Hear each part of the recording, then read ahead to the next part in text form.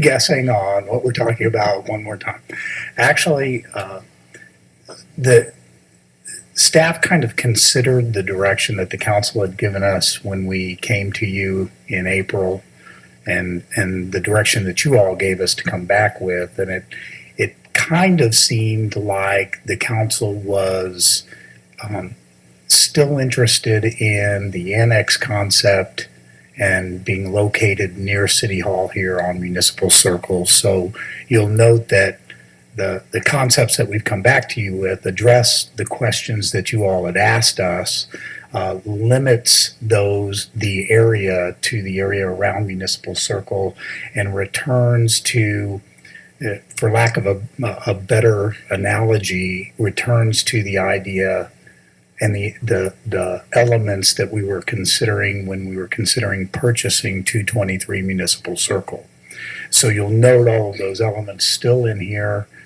It's the same as far as the amount of room space and the exact same elements that we had been proposing for 223, with the exception of the fact that the council had actually asked us to pull out the element, present it to you in one of three ways. Either exactly what we were looking for in 223, which included elements of an emergency operations center, but all just equipment that would be in there in case we wanted to activate it, and then pulling that equipment out and what would it cost if we were considering putting the EOC in another location and then building a standalone EOC with additional warehouse space, but all here on the circle. And so those are the three concepts that the council has before them tonight for their consideration. Just to kind of summarize the three very quickly, and you can see the detail that came from Mr. Crass relative to how we got to the square footage cost. But the short forms are, and you'll see slightly elevated price. When we had originally presented this, we thought that we could do the remodel within the 1.5 million that is currently in the restricted revenue fund. Obviously, building from scratch, going to cost just a little bit more. Not too much, but a little bit. If we were looking at strictly the annex as it existed in the original proposal for 223, without the equipment located over there for an emergency operations center, probably a total of $1,647,625. If we add the elements of the EOC in, which again, it would be equipment and storage of that equipment, that price goes up to $1,758,625. And if we look at an EOC standalone with just blank warehousing space, but still approximately the same size building, 7,000 square feet, which would be a lot of storage space, $1,038,841. All of these, we could use the restricted revenue monies for. The two that are above, when you see the above the 1,000,005 that is a set aside, when you see the 2016 budget as presented, and I let you all know that sometime in July, I didn't know it was going to take till July 20th, I would be able to start giving you some baseline, can we, can't we, will we, won't we, as far as funding is concerned in the general fund balance to be transferred. And it appears that there will be a good amount of available fund balance for the council to make a determination on in August. If you would like to divert some of those funds to this particular project, there would still be a good amount of funding remaining for other projects that you might want to dedicate available fund balance to out of the general fund. If the council has any questions relative to the detail of how we got to here, I feel that we did answer the council questions as far as come back to us and let us know bricks and mortar, what leads to the costs that you're giving. And we'd be happy to, I know Mike's here and he was the one who actually put most of these numbers together. We'd be happy to answer any questions the council might have. And then I have some questions of the council as far as moving forward. Councilmember Stevens? So this building, is it the same building with and without the EOC? Exactly. Okay. It's the same thing. It's a non-reinforced building. The only thing that changes it to the EOC is the equipment that's recommended to go in there. It'd be disappearing, basically. There would not be a room dedicated as an EOC room as needed when an EOC needed to be activated, if it needed to be activated. Fortunately, I don't think we've had to activate an EOC. Chief is on our way, by the way. We haven't had to actually activate the full EOC, and it wasn't actually for an EOC. It was for when we had the shooting here in Raymore, and we had to have the Metro squad out. That's the same setup as an EOC. They use the same elements, and obviously they borrow those from our emergency operations center. That was the last time we had to activate the full center.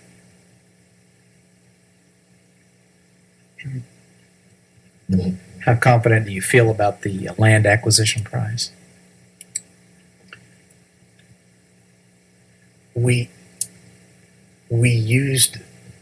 nearly ran up to, this is for 2 lots, and we ran up to the current price that's on those 2 lots, somewhere here on Municipal Circle. Thank you, Mr. Mayor. In the 3 projects that we got in front of us, there's a line item labeled specialties, and in the 2 or higher price, it comes in at $1.85 square foot, and in the final, the least expensive one is $1.50. Is that correct? And then also, what would encompass specialties? I'm just kind of curious. That's kind of the things such as mullions around the windows, trim around the windows, other special trims that are in the building, countertops, those type of things. So the $1.85 is reflective of a more higher decorative building. The third one is more a functional building, so we dropped that cost down a little bit. Charlene? When we built this building in 2000, we said it would be the upstairs would be for the city hall part, and downstairs would be for the police department. And that if the time came that we outgrew it, then we would find another place for the police department. Well, we seem to be growing out of it. The building, it's not enough space for storage and some of the other things that we need. But instead of it being the police that need to move, maybe it should be the city hall, the administration that needs to move, because we've already remodeled the downstairs for the police, and up here would make a good justice center for the city. My question about this is, would this interfere if we decided for some reason or other that we needed to look into a new building, a new city hall complex, that would this interfere with those concepts, those ideas at all? Would it take money away from it that we might need to maybe purchase land or to start seeing about an architect or something along that line? I don't know how the rest of the council feels about it. I just know that was what was said. And when we've talking about some of these things, the thing that concerns us is the lack of storage. And even though is it better to build another building just for storage, or to look for the fact that maybe we don't have enough space now for some of the departments? I think right now we are in a 3 to 5 year window to need department space. I think we have lost gathering space, and we have lost the ability. I simply can't emphasize to the council enough how much this room is used. It's almost constant now.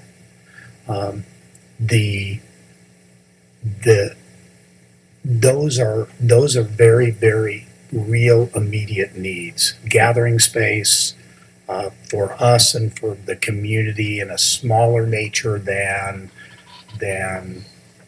convention type space. This is more plebeian, if you will, for lack of a better term, gathering space. This would be very much a repeat of what we were proposing for 223 as far as an annex, labeled an annex only in the respect that we would also be using it. We would be using it for our gathering space, we would be using it for office space, and we would be using it to a limited degree. It's not a warehouse, but it would allow for some more storage for us as well. In the 5-year window, are we going to start to see some need to stretch a little bit? Yes. Would this building allow for that? Yes, because there would still be other lots around the circle that could be taken advantage of. And as you all will remember from the initial presentation from SFS Architecture, this building very much lends itself to being added on to in various ways. Thank you, Mr. Mayor. Here recently, our city clerk gave us a report as far as destruction of records that were ready to be destroyed. I think this goes back maybe 30 days to maybe 45 days ago. There was several boxes that she was able to destroy and dispose of, and they were no longer needed. I'm just kind of curious. I remember her saying it was a big chunk of material. I'm kind of curious how much space that takes up in our city hall right now for those records to be stored, and how much was gained out of that. I'm just,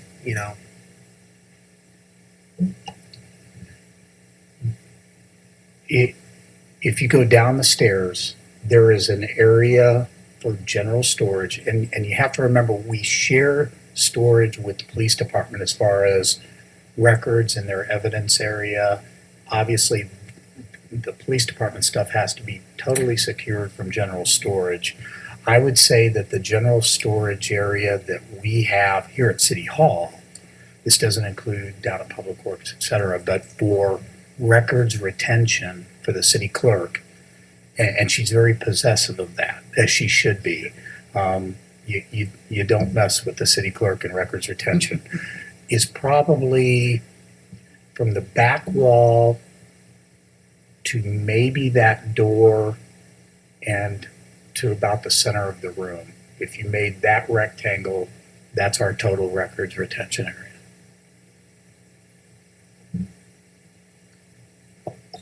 You're okay. That's what I'm kind of looking for, is because that seems like it would represent an office space for at least one, possibly two, as far as square footage. So I find it difficult to not support something like this because of the need for storage and the need for gathering space. Also, I guess I'm kind of editorializing here, but I think staff is doing a fairly decent job of laying out justification as far as, just for the storage. These are records that we must keep for a certain length of time. And I also respect that, the evidence the police department has to be secured, because those are future cases, in worst case scenarios, that if there's any tampering there, those cases could be lost just because of the nature of it. Morning. Ever since I saw the packet, I felt very harmonious with what we're trying to accomplish here. I mean, 3 years ago, when the discussion of this kind of started to reignite itself, I know that the meeting room use was one of the primary focus points. And during our discussions, I know we've added and subtracted, and all very good proposals, but recently we've kind of carved out some of the more park and rec oriented elements of, especially when we had the work session with the cards versus the meeting and the civic use of it.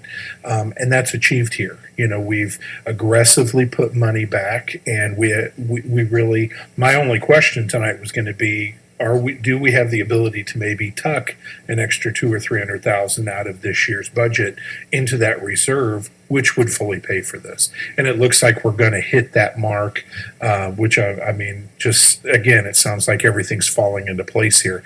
The EOC itself, especially with my recent emergency management training, they need this space. So the fact that that's been thrust in here recently, but yet so conveniently kind of fits, it sounds like this is exactly what we're looking for.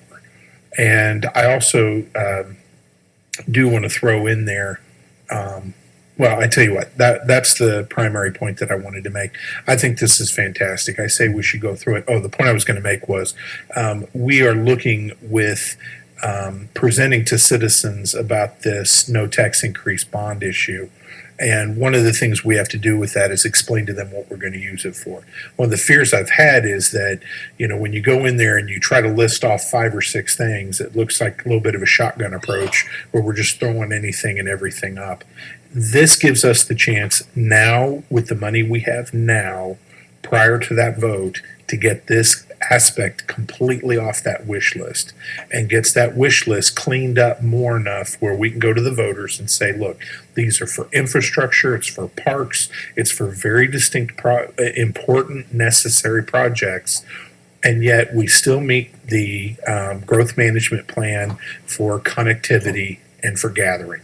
So we're meeting the needs that the citizens want right now. We have the cash for it. We can implement it right now. So my strong support is for alternative 2. Charlene?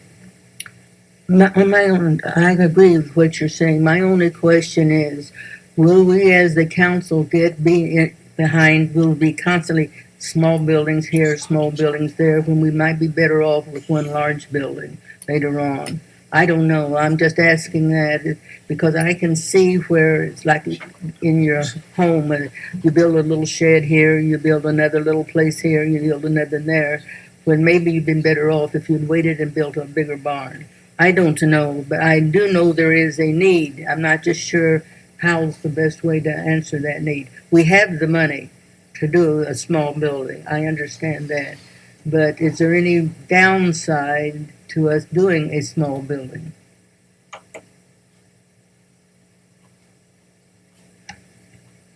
I think that the importance I share that concern, because if we grow and we start getting back into some of the numbers that we were seeing in 07, 08, 06, the need for a large city hall and rethinking what this building is going to be used for could very much come into play.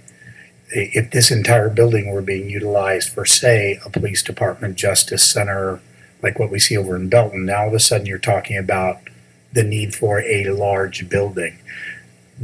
Thus, the importance of this building being the architectural format of this building being able to be capitalized on, repeated, or added on to in a large building format, but still close to City Hall as we now know it. Be careful with that statement. Thank you, Mr. Mayor. Speaking of which, could we possibly put structural steel in here that would be enough to support another story rather than buying more land if you want to do the expansion? Is that something that you've all thought of?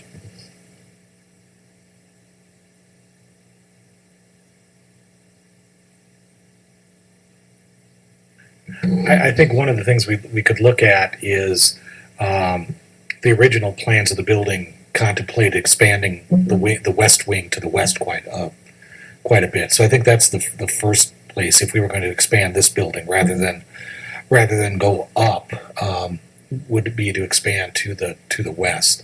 The way this building is constructed with the bar joists and concrete decks, I don't think we could go up. I mean the new building. Oh, the new building. The new building, yeah.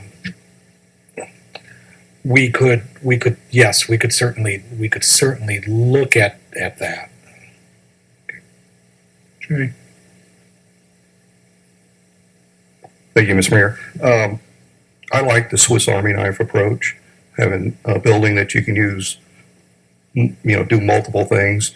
Having this, like you said, the utilization in here, that's good that we don't just use it for one thing. So I think the second with the EOC is what I would support. My question is, what a building like this, what does it cost us a year to maintain something like, with Charlene's comments, is it more expensive to have smaller buildings or more expensive to have a bigger building? That's something to look at, the life cost of a building. And then one last thing, on the last page, the breakout, is that total right, that 474 on just the EOC? Or should that be 1,038,8,941?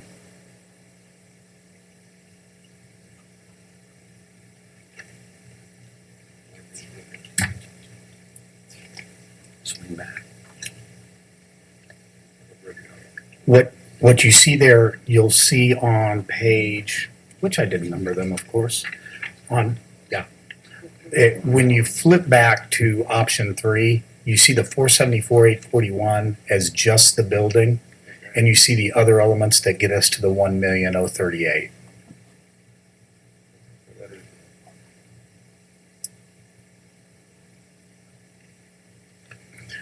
Flat is expensive. Parking lot and land.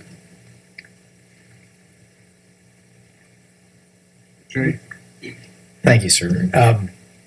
I too would support alternative number 2, and I think it is important that we go forward with it to show the citizens that we're serious about doing what we've talked about. It's the first step, and then we ask for the geo bond increase and tell them where we want to go in the future.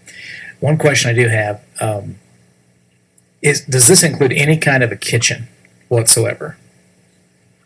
Yes, sir. I was going to say, I think that if it's not, we should look at adding one. That's an important element for a number of reasons in this spot. So, In fact, if you see the diagram, you'll see the kitchen on what's going to be the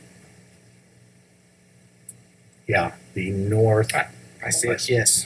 And the EOC only, I was shocked, but you learn all the time. Our emergency management coordinator reminded me that anytime you're going to open an EOC or the EOC gets activated, you probably better have someplace where those folks can cook a meal because they're going to be around for a while.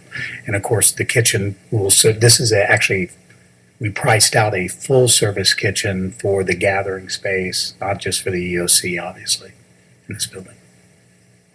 Probably, did you all answer Councilman's comments about one building, small buildings versus many small buildings versus one tall one? I missed it if you did.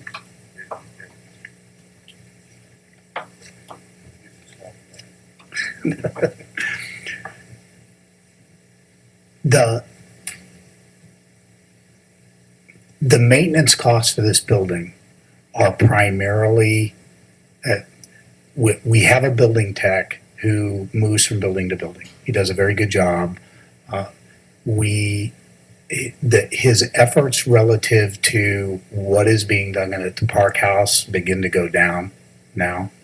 So he would have, we believe, plenty of time to be maintaining a building of this size.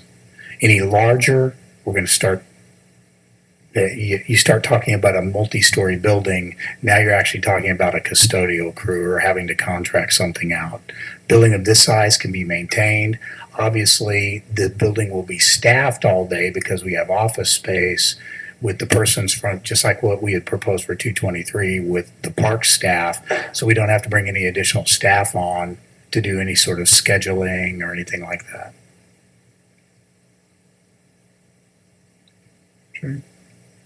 Just one quick one. It sounds like we're starting to build a consensus, and I know this is way early, but what would you be your anticipated timeline on this?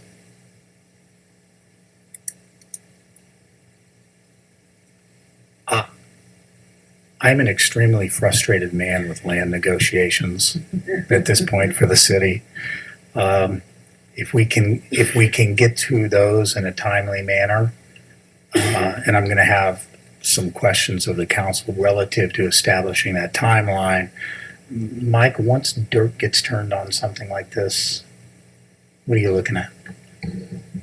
from land acquisition to door opening, probably about a year.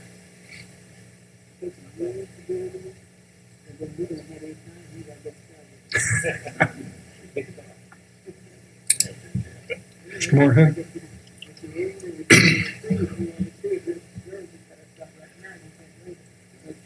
So we're talking about you need then a decision at the next city council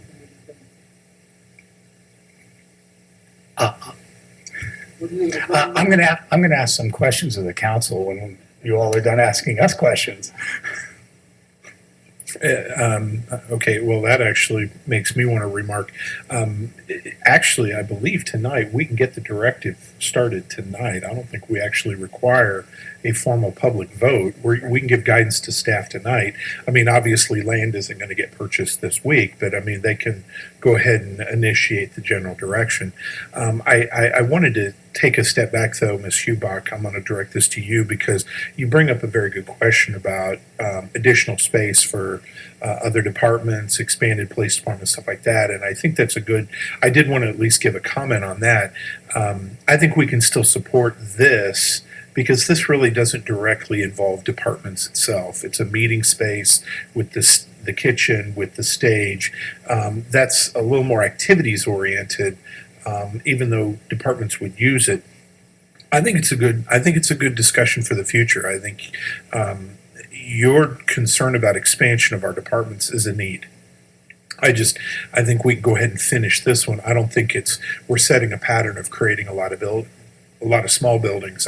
But building this one though scratches an immediate need. We've actually been scratching this itch for quite some time. So we're really kind of at the closing part of this one. I'd hate to stop near the finish line to back up to address a different need because I think the need you're addressing is valid, but I do think we need more input from the departments because departments grow at different paces. And, while the thought of moving a police department might be the first thought, do they really need to move right now? Maybe another department has a greater need. So, and we've got some other areas around town, even outside of municipal circle, that I think might need to be looked at, depending on which department needed to grow first. So, I think it's a wonderful topic to bring up, and I'd support talking about that at a later work session. But I'd almost like to turn back to staff and let each of the departments kind of formulate what vision they see for their next 3 to 5 years. And then we kind of bring that together. Well, from what I understand, from what you all are saying, and from what Mr. Fairborn is saying, actually the need for meeting space is not so much for the citizens as it is for the departments and the people here. If this building and this room is being used constantly, then there's a reason we need to have more space. And so based on that, based on the needs of staff as well as citizens, then I would say let's go ahead and authorize it tonight then. And I would say that it's about 50-50. When I say this room is constantly being used, it's not just by staff, it's by the citizenry as well. Interestingly enough, I saw an excellent strategic plan theme that was based significantly on your comments just now, Councilmember. Well, there seems to be a general consensus of number 2. I have another question on that. Do we want to put a dollar amount between $1.5 million and $2 million, or $1 million to that? Because we don't know what we're going to run into. We just know that we want to get it done as soon as possible. I would not attach a dollar amount just yet. What staff would ask for is consensus or decision making on the part of the council in 3 different areas. Number 1, if we could get consensus from the council to begin negotiations on the land. Item number 2, there actually remains, you may remember we had the 4-part contract with SFS Architecture. And we the total contract on that for that was $75,000, which was actually to take us through a possible bond issue at some point in the future. But once we got done with phase two, that project was put on hold. I then went to the council in October and asked for because it seemed that elements of what they were doing had moved themselves away from the park department. And I asked the council that those funds be removed from the park sales tax fund to eliminate that consideration. And there remains $41,250. And then we budgeted, in addition to the $1,500,000, 41,250 was moved from the general fund into the restricted revenue fund for any design work, architectural work that would be associated with this.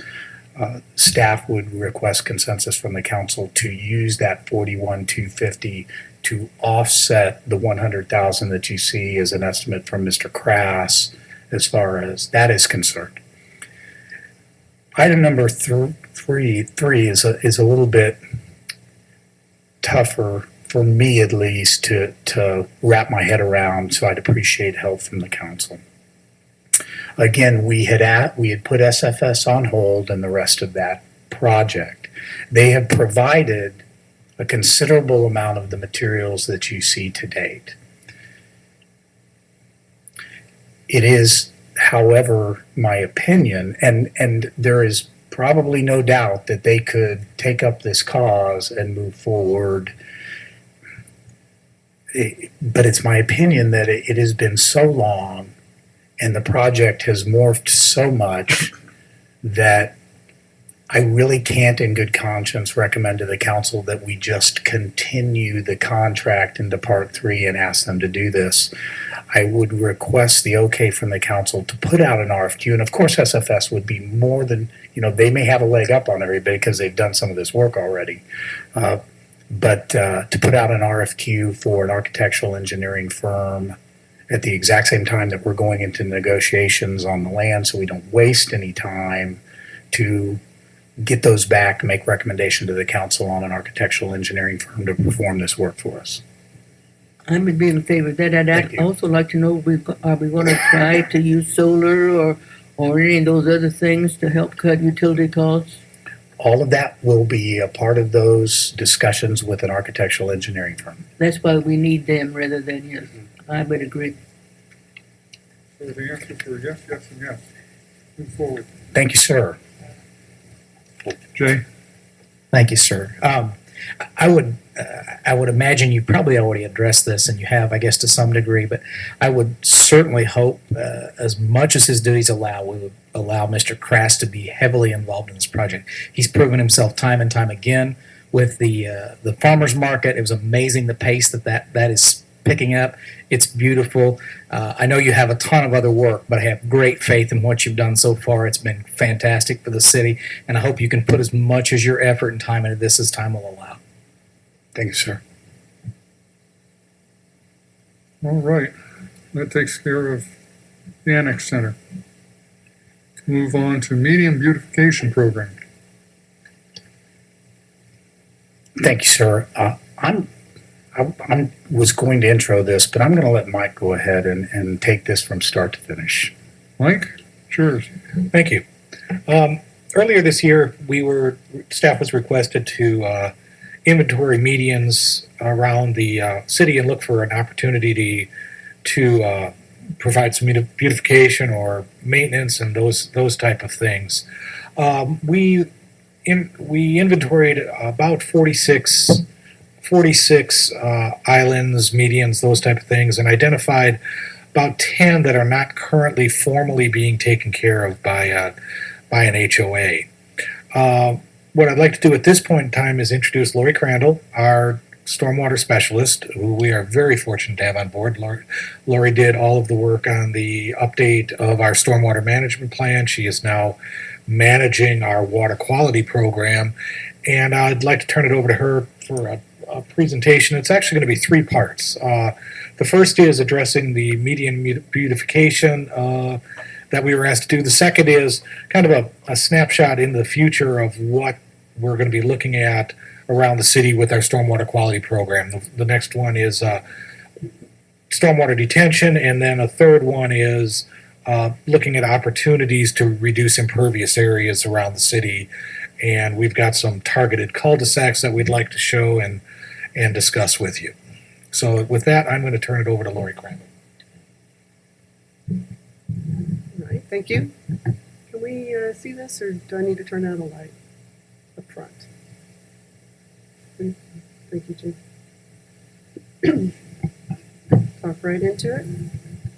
Okay.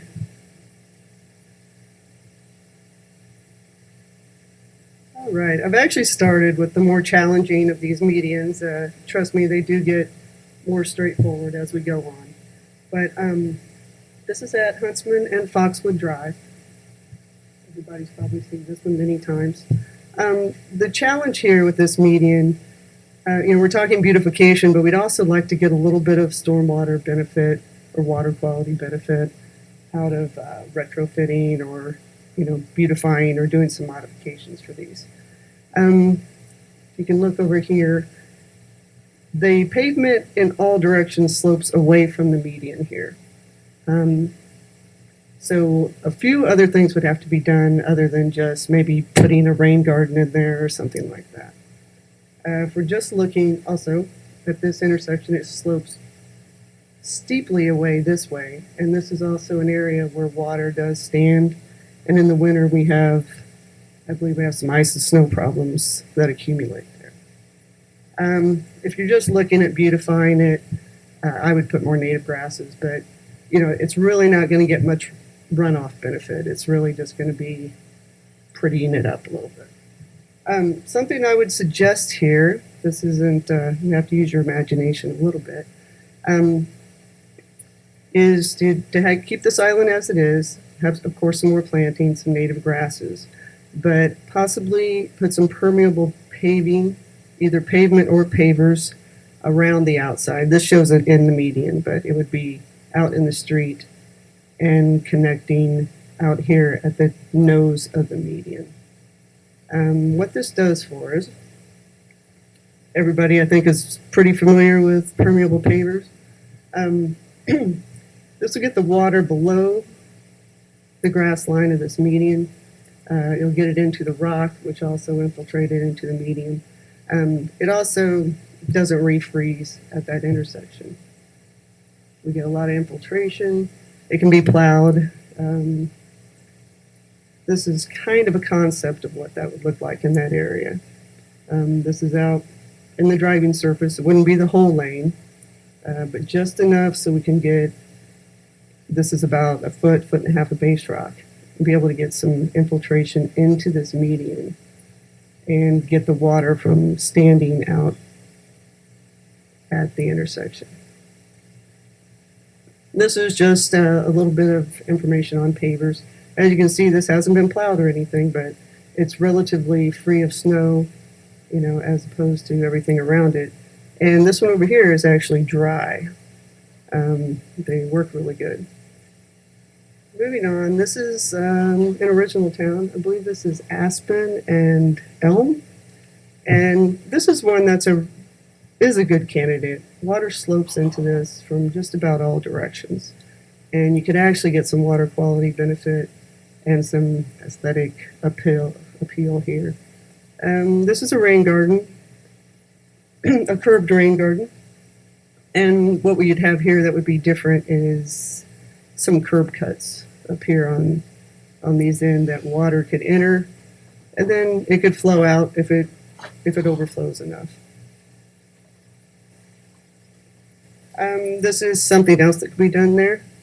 These are pavers. These don't have to be permeable pavers because water can't freely flow into this area. This is a very large island that's at Town Center on North Walker Drive. Water slopes in from the west here almost all along this curb line. It's unsightly. It's got a bunch of rock. Evidently, it's so for care. They didn't have to do anything. Something that people do in this it wouldn't, be this fancy, but to be able to save some of the rock and not have to do as much work and have as much care. You keep the island in the middle, you save some of the rock, and you have planters or rain gardens or native grasses at locations around the outside. Just kind of breaks it up. It actually looks pretty nice. I've seen it done several places. This is on Sunset Lane. This is another one. A lot of rock, not the best thing to look at. Something like this, I would probably just make this a much bigger rain garden. Water does flow into here. It has a lot of capacity to hold some water and gets rid of some of that rock. And of course, you'd have native plantings.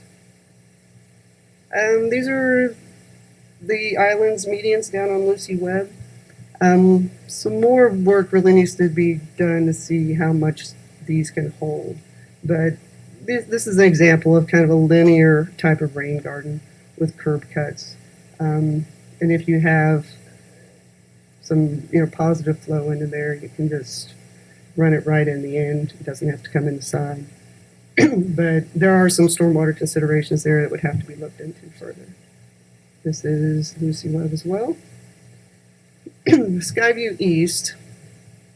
This is Lucy Webb. Everybody kind of familiar with where we're at here? This type of native plantings and rock could work very well here. This is a steep slope down this way. Once again, you just try to get the water, water does flow in as long as you have some curb cuts.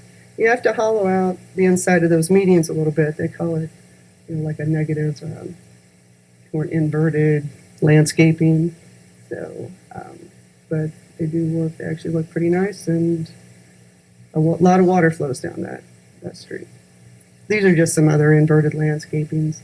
They're not exactly out in the middle of the road, but that is kind of the type of thing that we're looking at. Remington, this is by Price Chopper. And because it's more of a commercial type area and it has some trees, it has some signs, I would recommend, once again, pavers with planting areas in between. I don't think those are necessary to be permeable pavers, but they definitely could be if we want to give those a chance here. This is just, I actually didn't Photoshop that. That's a real median. so we could have a little putting green if we'd like. That is, are there any questions on the, do you want me to go through all this, Mike, or ask questions now if there are any questions on it? In the pause, again, we've identified these as, for lack of a better term, the orphan medians. They're no man's land. No one is going to address these if we don't. And it's a real opportunity to help ourselves with the EPA by getting some BMPs. We're already, we wait until somebody calls us that there is maintenance, but the fact of the matter is that we do, if we don't do this, no one is going to address these areas. And so we're hoping for council support in next year's budget to address these and beautify up. There's, as you could see from this, there's at least one of these in every single ward. So we have the opportunity to beautify all different areas of the city with these and do some best practices that we would then, even though they're better kept, the ones that are run by the HOAs, there are times when they could be doing a little bit better job, practicing some best practices, but we should probably get these established before we go out recommending to them what areas that have been ignored for so many years. Kevin? Thank you, Mr. Mayor. I typically don't do this. I don't like to ring my own horn or honk my own bell, but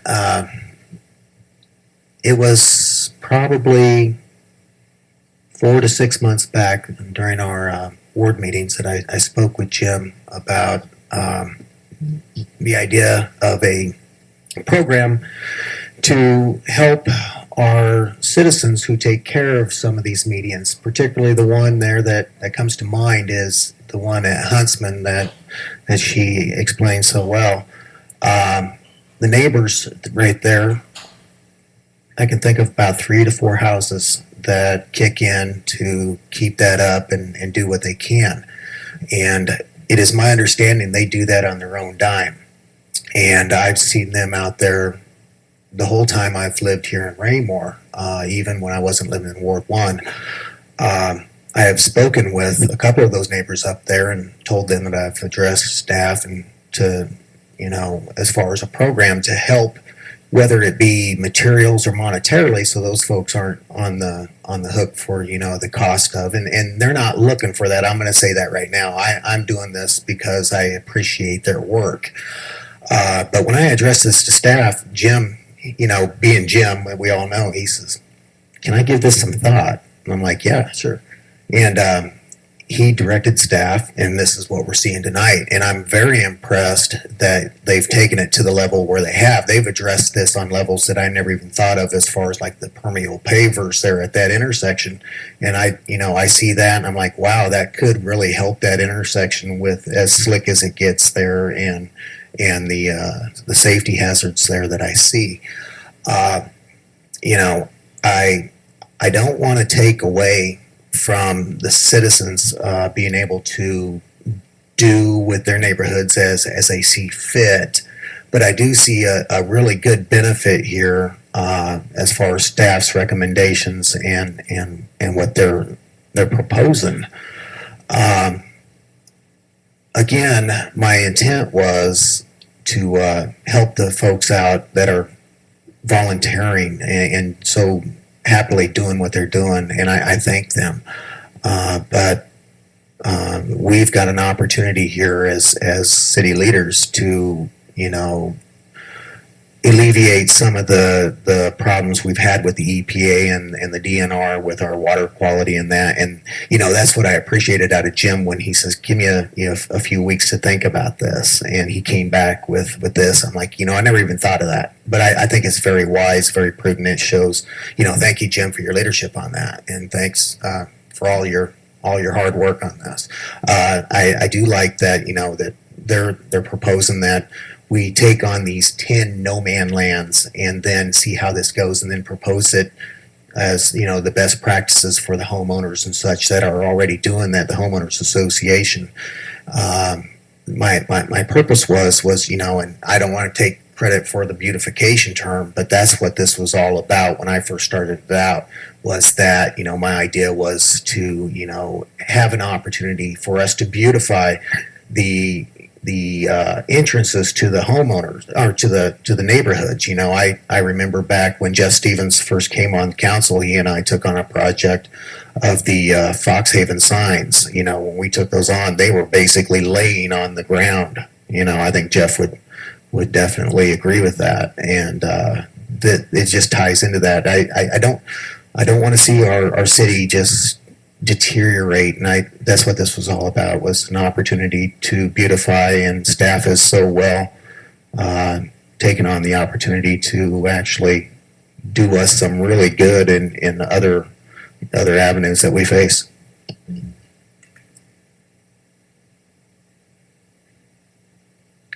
I do have a question on that. But there's somebody else speaking. No, you go ahead. This fellow here might be. Just a thought. Is there any way we can send the bill to the federal government and claim unfunded mandate since they're making us do this?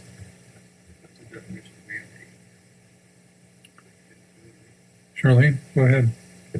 My question has to do with, are some of these islands necessary? The reason I asked that, on Horizon, shortly after I came in office, I was asked by the people there on Horizon to eliminate one of the medians because the school buses and the trash haulers couldn't navigate, couldn't go around them. And so I think we left one, but the one that was on the south side, the city agreed and it was taken out.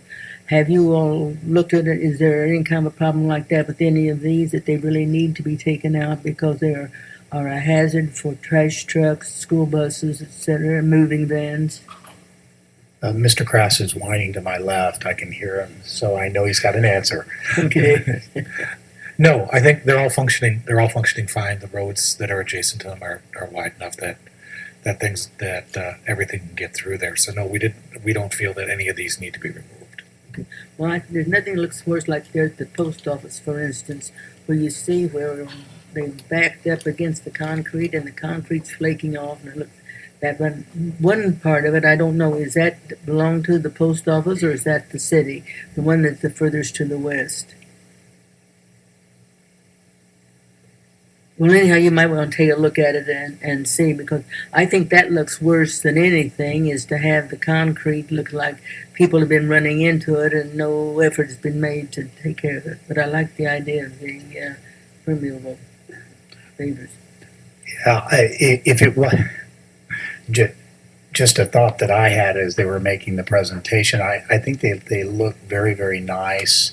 It's a inexpensive way to get that permeable surface that you're looking for in areas that perhaps dressing up the middle area you can't get to.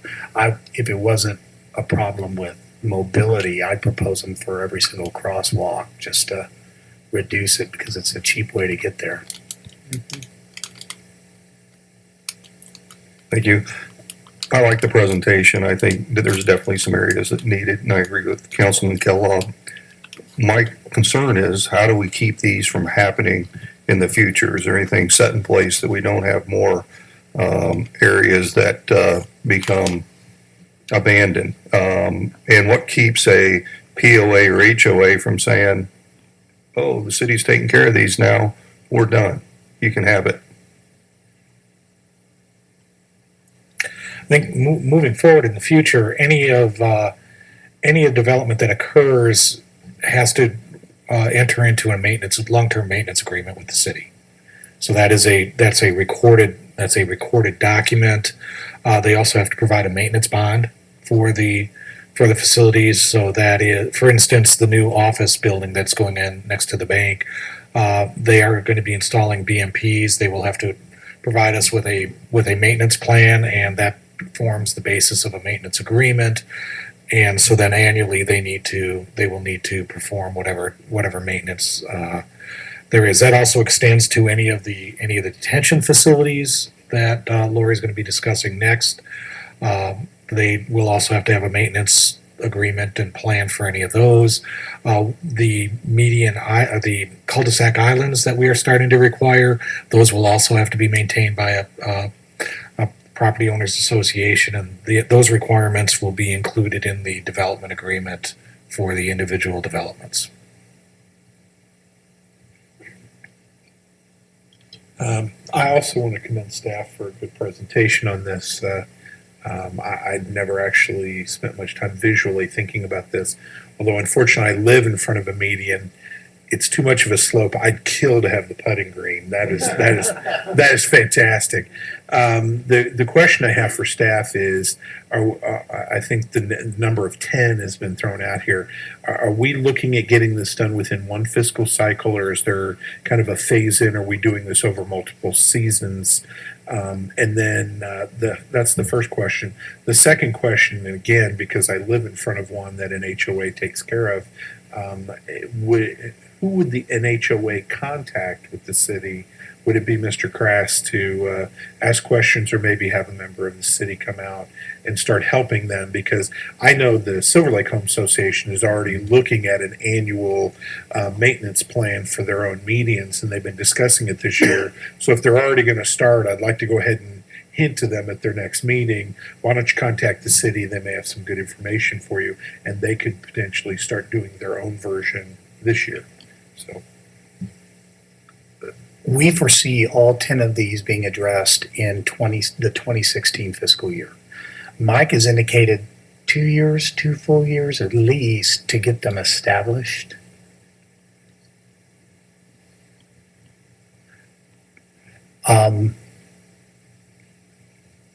We're going to make sure that these get done in the 2016 fiscal year. But Mike did indicate that each one of these, just depending on the complexity of it, is going to be, it'll be a couple years establishing, but that does not mean that Lori and Mike aren't available if anybody wants to see what we're doing or get advice on those. That's why we're here. Jay?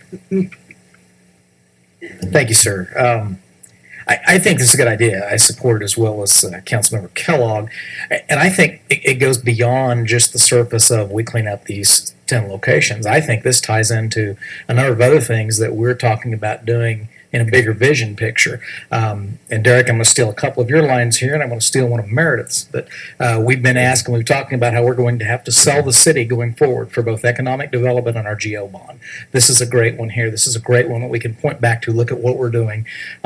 You used the term that we either are or becoming very rapidly the flagship city of Cass County. And I think this is just one of those things that we put on the block to show this is exactly who we are and where we're going.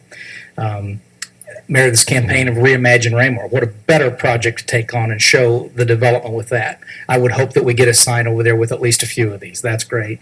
And again, Derek, you'll get the last word on this one, giving back small victories to the city. I think this is another one. We can show people what we've done with their money. Do you approve of this? This is good stuff. I hope you like it because there's more to come. So again, I think these are small things at a relatively small cost that add great value to the city and our bigger vision and bigger picture. Jeffrey? Speaking of cost, do you have budget numbers on this yet? Not yet, sir. It'll be a component of the CIP. What Mike was talking about when he was whispering in my ear with the concerned look on his face is a pilot one that's in the maintenance component, but this is actually a capital project if approved by the council. Are we talking about setting up perhaps a beautification committee in the same way we did in Arts Council? Is that what it is? Because one thing we got to remember, our charter says that we as a council, if we've got any questions, anything the staff is doing, we're supposed to go to the city manager. And because we're not supposed to be interacting with the staff, we're supposed to be interacting with the city manager. So I wanted to make sure that there's not a problem involved in any of this, that we don't find our staff being inundated by people, citizens calling and wanting action when they should be going to their council member and then goes to the city manager. The council had debated several months ago the idea of a beautification committee, and I know that kind of got wrapped up into the conversation relative to the Arts Commission and the projects that they'll be undertaking. I do not see any conflict with this particular CIP project. So if an HOA wanted some ideas on how to take care of their median, they could come to the city. Absolutely. I think that's great.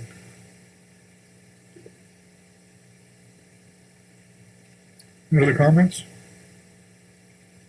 We'll proceed to part 2 of our presentation then, sir, which would be the following fiscal year that I would be putting on Mr. Crass. I'll try to do a better job of speaking into the microphone. And yeah, I'm happy to help anybody at HOA if they want to contact me. I'm really trying to reach out to and compile a little bit better list of some of the HOAs because there's a lot of stuff that they can do and sometimes they just need a little advice or help. So the detention basin maintenance, this is really just some examples of what we have now. As Mike said, going forward, everybody is going to be entering into maintenance agreements, and we can really hold them, to the fire on these. Going forward, it's really going to be more of an education and, giving them some information on what to do. These are a couple. This is a very large basin, like a Lemoore, I think. And it's not in horrible shape, but it is in disrepair. You can see down at this end, it's eroding away. And these are apartments or townhomes that are pretty close to this. This is also Lemoore, overgrown. It's unsightly. Are either of these not completely doing their job? I don't think so, but they're in a potential to have some real problems. And the people that I've dealt with the last couple, I had 2 this year, their fixes ended up costing them a little bit of money by not having regular maintenance. And it was a big hassle for them because a lot of them didn't know what to do or have somebody to do it. This one isn't actually in Raymore, but it's pretty typical of what we have. A lot of trash, just a lot, barren looking. This one's actually kind of clogged up, and we do have some of these. The problem when I went out to take pictures here in the last month or so is everything's so overgrown. It just looks like a bunch of weeds, so you really couldn't see what was going on. This is another one. I think this is back behind McDonald's. There's really nothing wrong with that, but it really needs to have some plantings and not just be channels, that overgrow or that just overflow into that. Excuse me. These are a couple of examples of you have these big basins. They can be broken up. There's just some things that people can do just to make them a little more aesthetically pleasing and to work. This is kind of a wetland, kind of rain garden down in a basin. This is a huge big basin, kind of I used to work for Salem Next, and they had several of these. They actually multi-used them and had soccer practice fields down in them. Of course, you don't want kids down in there when it starts raining hard, but but they had a little bit of different material where it really did clear out of there. And like I said, just a lot better to look at. This is one that was kind of like the one behind McDonald's, and some people, it depends on what you think. Do you think this looks better or this? These are native plantings. The one on the right here is the much more efficient and the much healthier basin. But some people will think that looks overgrown or unkempt, but it's really not. Just another example of just doing a few different things on the side slopes. Just a little breaking up the grade a little bit. And these are things, some of these are going to be things going forward when people have new BMPs in. But if they really have to get in there and do some work in the bottom, a lot of them need to be silted. There's no reason they can't change the shape a little bit on that. Questions on those? This second part, again, would begin after we complete the 2016. This is more of an educational campaign that we'll be undertaking with the people who are responsible for those detention ponds. And the educational campaign is certainly the sugar that we'll be giving the developers.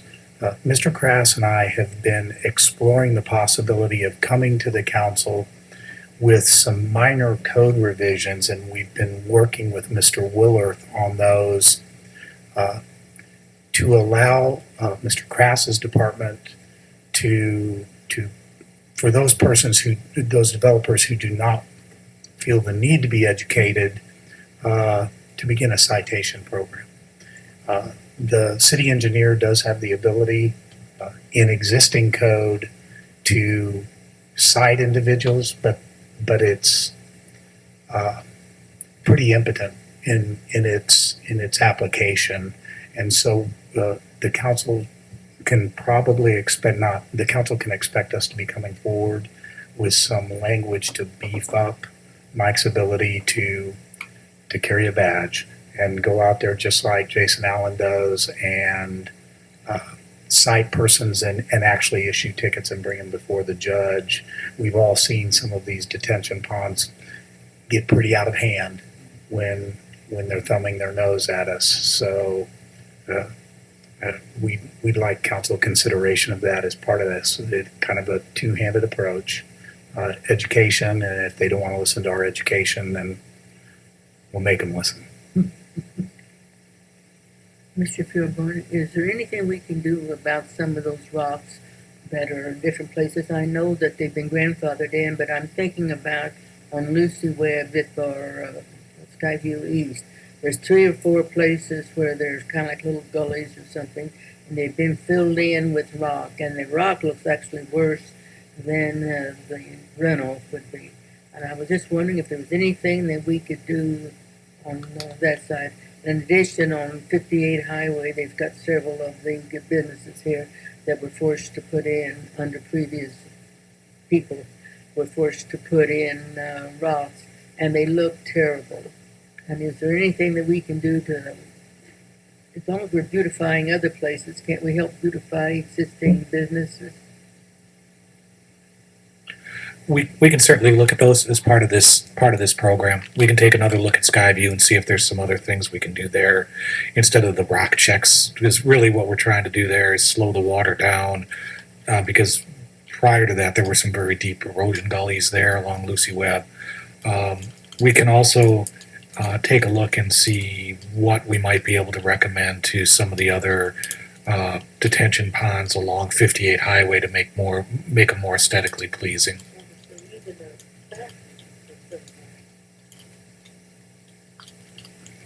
And as you had indicated, most of those businesses are grandfathered in. We can make the suggestions to them. Certainly, if we are undertaking beautification efforts in some locations, we could ask for them to partner with us by taking their areas on. Everybody on the council knows where some of the more notorious ones are. We have large rock ponds in different areas of the city.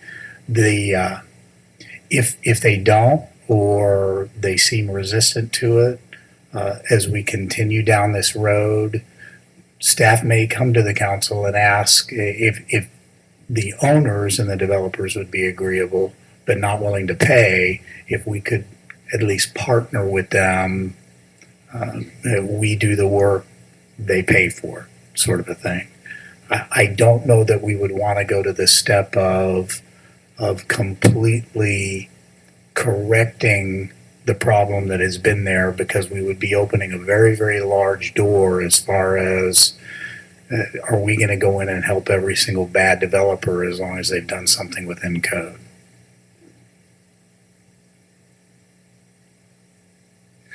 The next segment we want to talk about, although we've labeled it impervious surface reduction, really what it is kind of a combination of things. The bane of my existence from November to March are cul-de-sacs, as you all know. So we were looking at areas of, when we started looking at the median beautification or the island beautification, we also started looking at, as we were looking at our design standards for new cul-de-sacs, were there some opportunities around the city where we could go in and reconstruct some cul-de-sacs? One, to provide some snow storage, because some of these are very large, and even small snow events, we pile a lot of snow along the perimeter.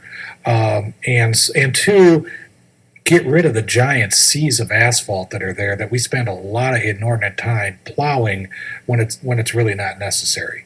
So those combined with some beautification efforts have, I'll let Lori kind of identify some of the larger cul-de-sacs that we've kind of identified, which would be the kind of the third year of this program. Lori.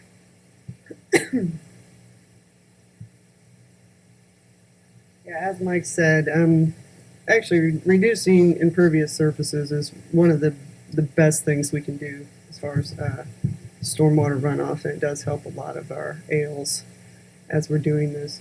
Here are a couple rather large ones. I think everybody knows what these are since they're labeled so well.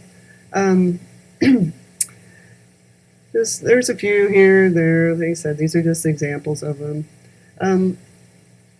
This is I'm not sure, Mike, if this was a retrofit or it was built like that. It was, okay. And you can see, I mean, it's similar to this one over here. And you can see even with that island in there, there's cars parked, around there, and you can still get around. So that was the Shadowwood, yeah. Okay, here's that big one on North Oxford, and I mean that thing is the size of a football field. Right? So a really huge island can go in there. You can see. I don't know if you guys can see. There are cars like head in parked there, So you can see how big it actually is in relation to the cars right there. So just, like I said, fill in with some green space, place to store snow, and less runoff. There's just a couple more examples on these smaller ones. I would really like to not see this domed up. Like I said, I always like to get a little more stormwater in there. But, it's just a different example of you can have some higher trees. I think people like that. Gives them a little bit of privacy from the people across the street. It's a retrofit. Something that might fit here, once again, same thing. This is kind of a half island. And once again, if there is water that goes that way, you could get some water in that island and actually get more stormwater benefit. This would probably need to be much larger to help us, though. That was it on that. Any questions, comments? It seemed to the layman city manager that a lot of the areas that they would be looking at for these, there are some egregious not circles like the one you saw, but a lot of these are those crazy eyebrows that are just like a bulge in the road that I'm not quite sure how those got in there, but we were allowing them for the longest time without. And as Mike indicated, one of the real benefit, and we wouldn't get to this particular program until probably 2018, late 2018, but it sure would help with snow plowing efforts too, because instead of dumping it on people's yards, you're dumping it on that center island, and they know that you're going to be doing that, and the plantings that are in there can sustain that sort of a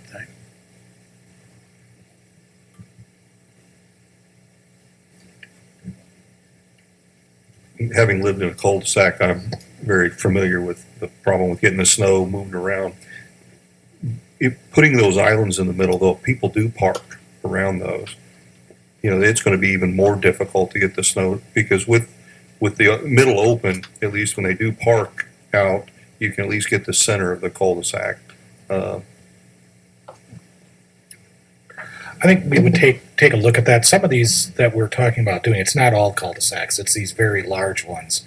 Some of them they may just have to be no parking, or parking on one side only. We'll take a look at it as we get into further design and see if we can maintain parking. But it is a challenge, and the some of the new designs that we're implementing with the center islands in the teardrop cul-de-sacs, they aren't necessarily going to allow for parking around the cul-de-sac.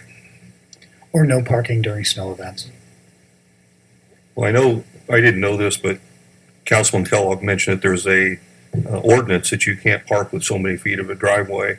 Really, anybody that parks in a cul-de-sac is essentially breaking the law. I wasn't aware of that, and I lived in a cul-de-sac. I would have called the police then many times.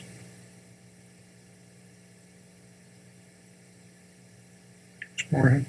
I just wanted to kind of back up before we get too far. I know that Mr. Fearborn had posed a question about needing some guidance as far as us moving forward with enforceability on the detention pond issue.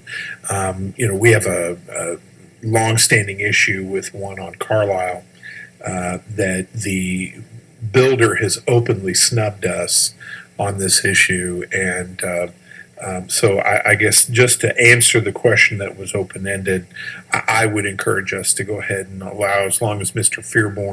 Mr. Willerth gives the sign-off of, that it's legally appropriate. I'd like to encourage that we consider adjusting the code to address that and give that authority. We'll move forward accordingly.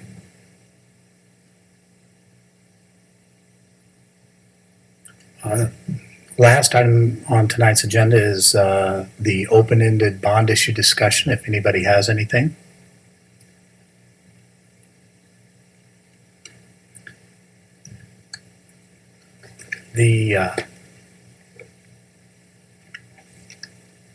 Just one moment, sir.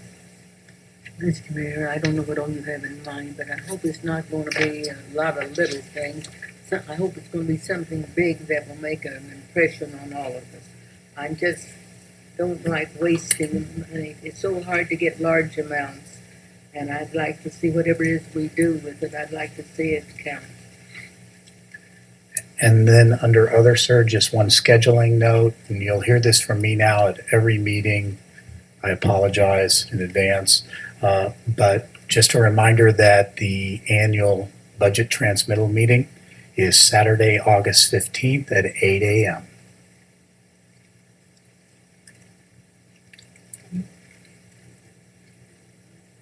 Oh, yes, sir.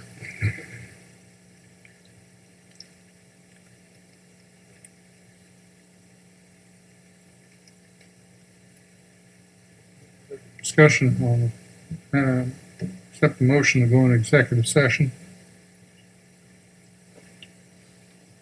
I'll make the motion, but before that, I just need to let you know, sir, I already told Mr. Pureborn, I will not be in attendance in our meeting next week. I have a staff meeting I have to attend and on the east side of the state in Festus, Missouri. I'll be driving Monday, so just wanted to let you know as well. Mr. Pureborn, I told last week. I Festus, apologize. Missouri. Festus, Missouri, yes, sir. And I'll make a motion that we adjourn into executive session. Second. What's the reasoning for, may I ask? Litigation, sir. I'll second that. Roll call vote. Councilmember Holman, Yes. Councilmember Kellogg, Yes. Councilmember Hubach, Yes. Councilmember Barber, Yes. Councilmember Stevens, Yes. Councilmember Moorhead. Yes.